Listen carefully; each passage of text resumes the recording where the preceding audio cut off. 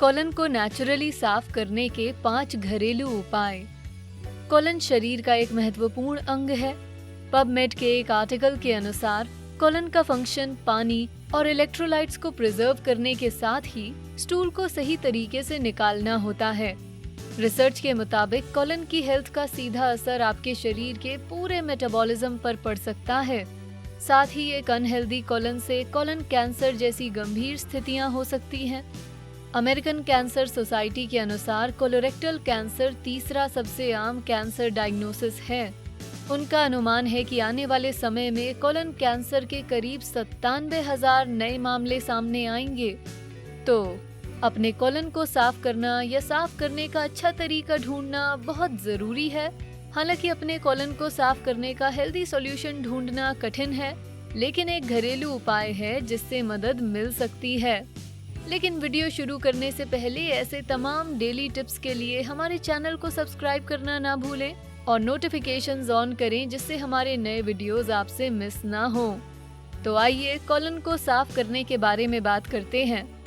घरेलू उपाय पे बात करने से पहले हम बताना चाहेंगे कि अनहेल्दी डाइट और लाइफस्टाइल चॉइसेस अनहेल्दी कोलन और कोलन कैंसर का कारण बन सकते हैं। मेडिकल डेली ने बताया कि एक online Cleveland clinic cancer risk assessment किया गया था जिसमें करीब 27,000 रिस्पॉन्सेस शामिल थे। इसके परिणाम ये थे कि 10% से भी कम पार्टिसिपेंट्स ने रोजाना पर्याप्त मात्रा में फल, सब्जियां और अनाज खाने के बारे में बताया, जो सभी आपके कोलन को साफ करने के लिए जरूरी हैं। खैर चलिए कोलन को साफ करने के उपाय में शामिल 4 मुख्य इंग्रेडिएंट्स को जानते हैं। 1 नींबू, 2 बड़े चम्मच एलोवेरा जेल, 1 लीटर पानी और शहद। Doctor Edward group the third नामक एक एक्सपर्ट जो ग्लोबल हीलिंग सेंटर के फाउंडर भी हैं, नींबू को डाइजेशन के लिए बहुत अच्छा बताते हैं। वो कहते हैं कि कोलन डाइजेशन प्रोसेस का आखिरी पार्ट होता है और नींबू में मौजूद पेक्टिन एक प्रकार का फाइबर है जो ज्यादातर फलों की सेल वॉल को बनाता है और हमारे डाइजेशन और कोलन को हेल्दी और साफ रखने में बहुत फायदेमंद होता है। डॉक्टर ग्रुप ये भी कहते हैं कि पेक्टिन पेट से निकलने वाले खाने की गति को कम कर देता है और पाचन को सुधारता है। तो अगर आप अपने कोलन को बहुत ज्यादा साफ नहीं करना चाहते, तब भी आप इस चमत्कारी फल के जरिए अपने डाइजेशन को सुधार सकते हैं। इस घरेलू उपाय का दूसरा इंग्रेडिएंट है एलो जेल। इस जेल में बार्बालोइन होता है जो एलो इमोडिन एंथ्रोन का सी ग्लूकोसाइड है और ये एलोवेरा प्लांट में पाया जाता है। University of Rochester medical centre का कहना है कि एलोवेरा का इस्तेमाल मेडिसिन में कई सालों से होता आया है। ये ज्यादातर कट्स और बर्न्स पर अपनी हीलिंग एबिलिटीज के लिए जाना जाता है और उनके अनुसार ये लैक्सेटिव के तौर पे भी इस्तेमाल किया जा सकता है।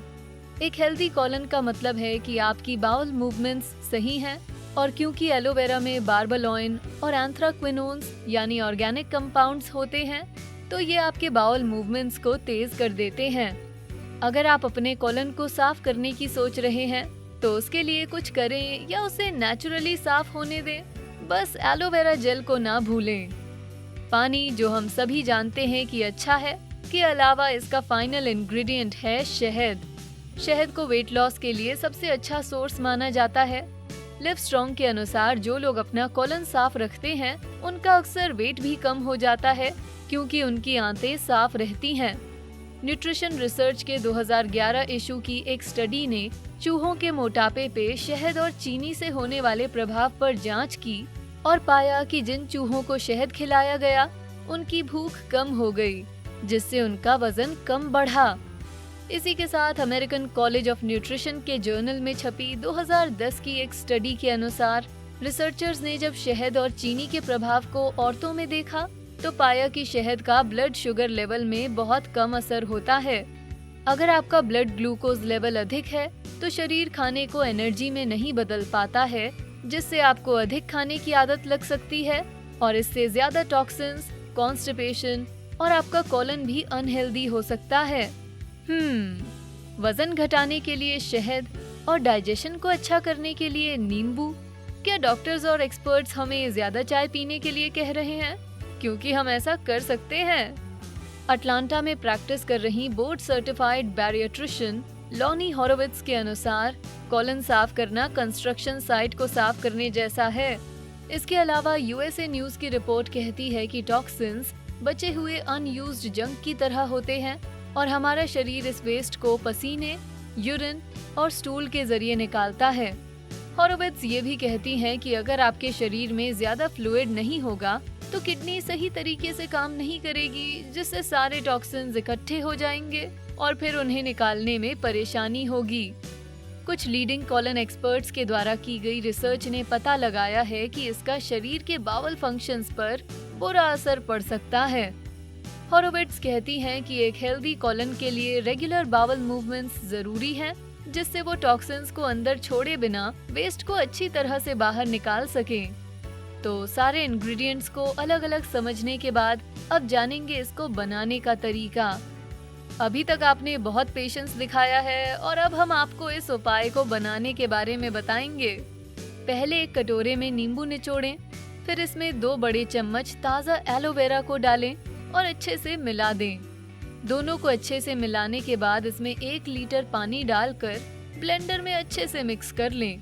सब कुछ अच्छे से ब्लेंड करने के बाद इसे मीठा करने के लिए थोड़ा शहद मिलाएं।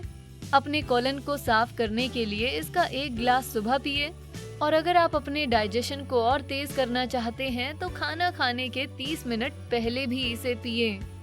लेकिन बस यही एक तरीका नहीं है अपने कोलन को साफ रखने का। तो आज हम जानेंगे कुछ और तरीकों के बारे में जिससे आप इसका ख्याल रख सकते हैं। पहला, ज्यादा फाइबर खाएं। हम सब ने पहले सुना है कि फाइबर खाने से पेट साफ होता है।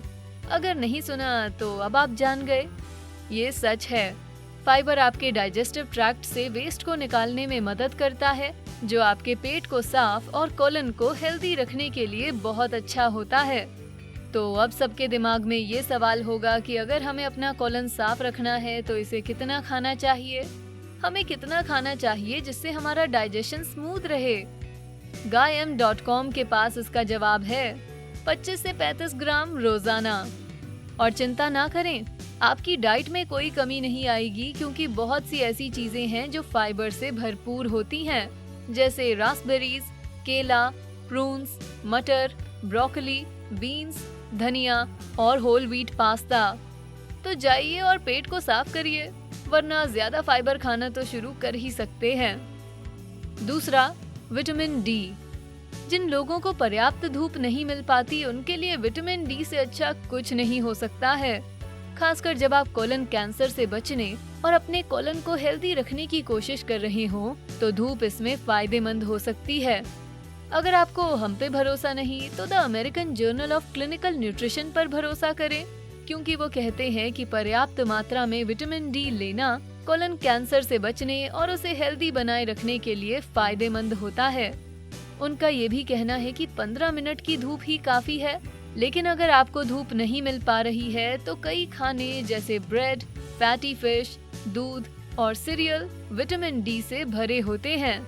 अगर ये काम नहीं करता तो आप सप्लीमेंट ले सकते हैं। तीसरा, इसे रोक के ना रखें। हमारी बात पर ध्यान दें। अगर आपको प्रेशर महसूस होता है तो तुरंत जाएं। हम जानते हैं कि कुछ ऐसे उदाहरण हैं जहां ये पॉसिबल नहीं हो पाता, जैसे कि ड्राइविंग करते समय, स्पोर्ट्स खेलते वक्त, गार्डनिंग करते समय या किसी के घर पहली बार जाने पर। लेकिन इसकी वजह से प्रेशर रोकना बिल्कुल सही नहीं है। प्रेशर रोकने से शरीर में कई प्रकार की समस्याएं होती हैं, जैसे IBS, इरिटेबल बाउल सिंड्रोम या डाइवर्टिक्यूलोसिस। ऐसा इसलिए क्योंकि स्टूल जब कोलन में रह जाता है तो आपके शरीर में टॉक्सिन्स छोड़ता है, जो कि बहुत नुकसानदायक होते हैं। चौथा, कोलोनोस्कोपीज। हम जानते हैं कि कोलोनोस्कोपी करवाना कोई अच्छी बात नहीं, लेकिन अगर आप कोलन कैंसर का समय पता लगाना चाहते हैं तो कोलोनोस्कोपी कराना सबसे अच्छा तरीका है। खासकर अगर आप 50 की उम्र से अधिक हैं तो ये आपके कोलन को हेल्दी रखने के लिए जरूरी है। केवल बुजुर्ग ही नहीं, बल्कि अगर आप अक्सर डायरिया या कॉन्स्टिपेशन महसूस करते हैं तो निश्चित ही डॉक्टर की मदद लें। ये दोनों सिम्टम्स कोलन कैंसर और आंतों की परेशानी का संकेत हो सकते हैं। तो भले ही ये खराब लगे, इसे जरूर करवाएं। अगर आपने इसे और लिस्ट की बाकी चीजें कर ली तो आपका कोलन आपको शुक्रिया अदा करेगा। हो सकता है कोलोनोस्कोपी कराते वक्त आपको बहुत अच्छा ना लगे, लेकिन एक बार सेहतमंद हो जाने के बाद आपका कोलन फिर से आराम कर सकता है। और इसी के साथ हमारी कोलन केयर टिप्स खत्म होती हैं। तो आप अपने कोलन का ख्याल कैसे रखते हैं? शायद औरों की तरह आपकी भी कोई फनी कोलोनोस्कोपी की कहानी हो, तो क्यों ना आप अपने विचार और किस्सों को नीचे कमेंट सेक्शन में शेयर करें। क्या आपने वीडियो को एंजॉय किया? तो ऐसे और वीडियोस के लिए हमारे चैनल को लाइक और सब्सक्राइब करें। Thanks for watching.